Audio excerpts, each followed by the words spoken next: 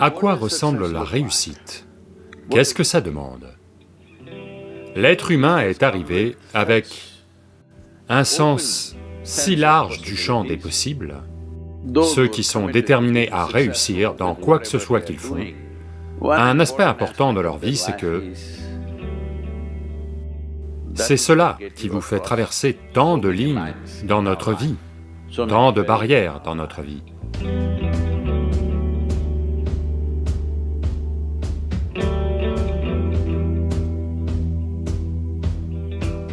Cela est arrivé dans votre école, peut-être plus tard dans votre université, plus tard dans votre travail. Cela arrive aux gens, peut-être pas à tout le monde, mais à tout un tas de gens.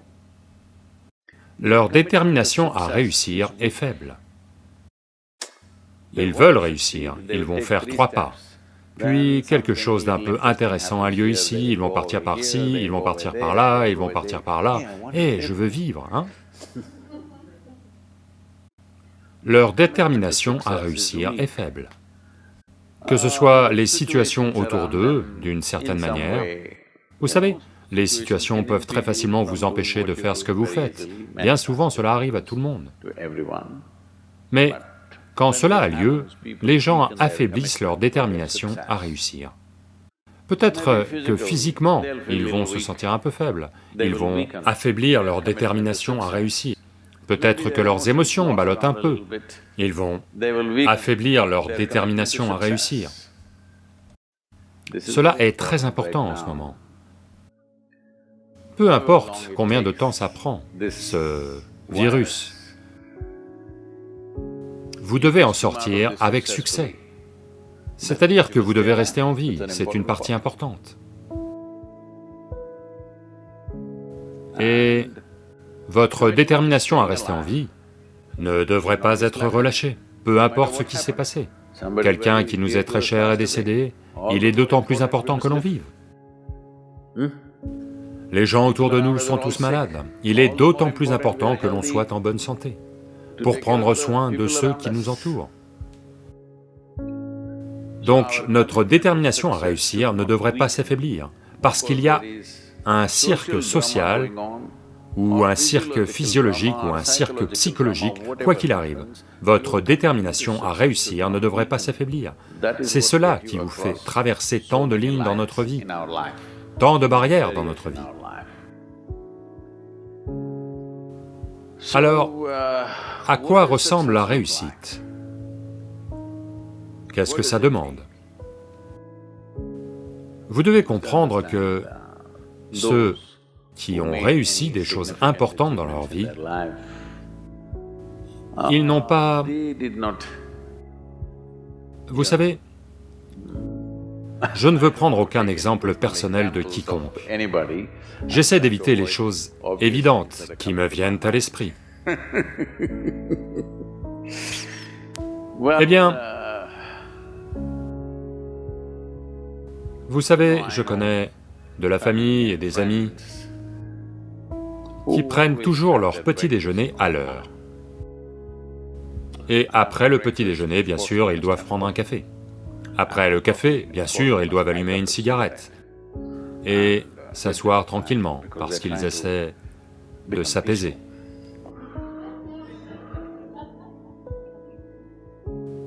Et puis ils vont partir travailler, rentrer à la maison exactement à l'heure pour le déjeuner, déjeuner, se reposer pendant 1 ou 2 heures, dormir, puis l'après-midi prendre un thé, ensuite fumer, puis de nouveau aller au travail. Et à 8h, 8h30, ils sont de retour à la maison pour dîner, et puis peut-être d'autres choses, boire et ci et ça et n'importe. Eh bien, c'est leur priorité. Très bien, je ne me plains pas que ça ne devrait pas être comme ça, mais ceux qui ont très bien réussi, que ce soit dans la musique, le sport, l'art, les affaires, le processus spirituel, peu importe quoi, ces gens n'ont jamais su quand ils mangeaient, quand ils dormaient, quand ils faisaient la sieste. Je n'ai rien vu de tel dans ma vie.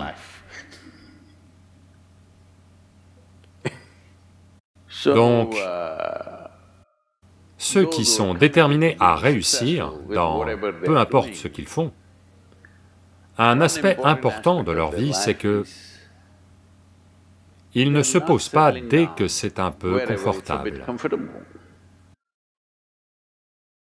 Parce que le confort arrivera quand ils vous descendront dans la tombe. Vous êtes très confortable, vous savez. Avez-vous vu comme ils sont confortables? Une fois qu'ils sont morts, si vous les jetez là, ils sont confortables, si vous les descendez, ils sont confortables, même si vous les brûlez. Oui ou non? Le confort viendra. En ce moment, il s'agit de s'assurer que l'expérience est profonde et que l'activité a un impact. Parce que s'il vous avait donné un temps illimité, vous pourriez faire toutes ces choses, rien de mal, je ne suis pas contre elles. Mais ils vous ont donné si peu de temps, avec un potentiel tellement immense en tant qu'être humain, c'est ça le problème. Si la création vous avait fait comme un ver de terre, je ne dis pas qu'il y a quoi que ce soit de mal avec un ver de terre, c'est juste que c'est un potentiel unipolaire, il ne peut faire que tant. Un ver de terre ne pense pas à grimper à un arbre, parce qu'il sait qu'il sera attrapé par les oiseaux. Il n'a jamais de telles aspirations. Il veut juste recycler la terre. Vous savez, il profite à tant d'autres vies, y compris nous. Mais son objectif est très clair, manger, se reproduire et mourir. Des objectifs très clairs. Pour remplir cet objectif, il se donne. Je ne pense pas qu'il dorme l'après-midi. Je ne pense pas parce que, bien des fois l'après-midi, j'ai vu des vers de terre, ils étaient tous vigoureusement actifs. Mais un être humain est venu avec trop de potentiel. À cause de cela, un être humain a besoin d'un certain niveau d'effort pour oublier le monde, pour vous considérer, vous, comme une réussite. Si votre idée de la réussite c'est que vous faites un peu mieux que votre voisin, j'appelle cela de la maladie, ce n'est pas de la réussite. Vous êtes heureux que votre voisin soit moins bien que vous. Est-ce de la maladie ou de la réussite? C'est de la maladie. Mais d'une manière ou d'une autre, vous vous sentez comblé par ce que vous faites. Disons que ça c'est la réussite pour le moment.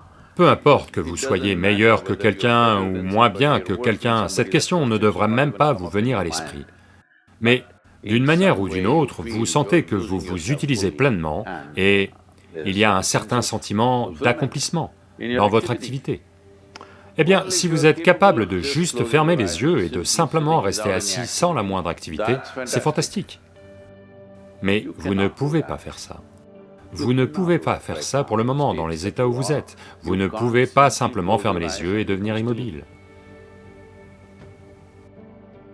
Au lieu d'être occupé, vous allez devenir préoccupé. Cela ne veut pas dire que vous vous améliorez, cela veut dire que vous régressez quelque part.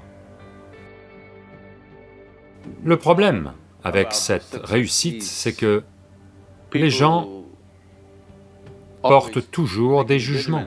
J'ai fait ci, j'ai fait ça, peut-être que ça n'a pas marché, peut-être que ça c'est une erreur, ça c'est une erreur. Il n'y a rien de tel dans la vie. Voyez, à une époque, vous étiez un singe, d'accord? Eh, ce n'est pas moi, c'est cet Anglais, vous savez? Charles Darwin a dit que vous étiez tous des singes. À une époque, vous étiez un singe, il n'y a pas si longtemps.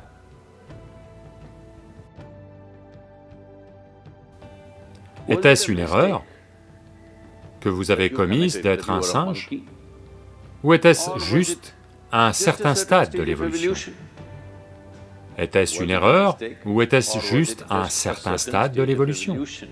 De même, depuis que vous êtes né, parce qu'en tant qu'être humain, vous êtes né en grande partie sans forme, contrairement aux autres créatures, les autres créatures, si simplement elles sont... leur nourriture est assurée, elles savent quoi faire de leur vie. Comme l'être humain est arrivé avec un sens si large du champ des possibles, Vous arrivez non formé, vous n'arrivez pas fixé. Vous devez vous ajuster vous-même. Différentes personnes vous lancent différents types de balles. De partout, vos parents, vos enseignants, l'école, les voisins et la société et le monde vous jettent toutes sortes de choses. Rassemblez tout ce fumier et faire de vous-même quelque chose qui en vaut la peine est votre affaire, c'est votre réussite. Peu importe que quelqu'un pense que vous en valez la peine ou pas, vous sentez que vous êtes une vie qui en vaut la peine. C'est suffisant pour le moment. Le monde ne le reconnaît peut-être pas, peu importe, mais vous savez que vous en valez la peine.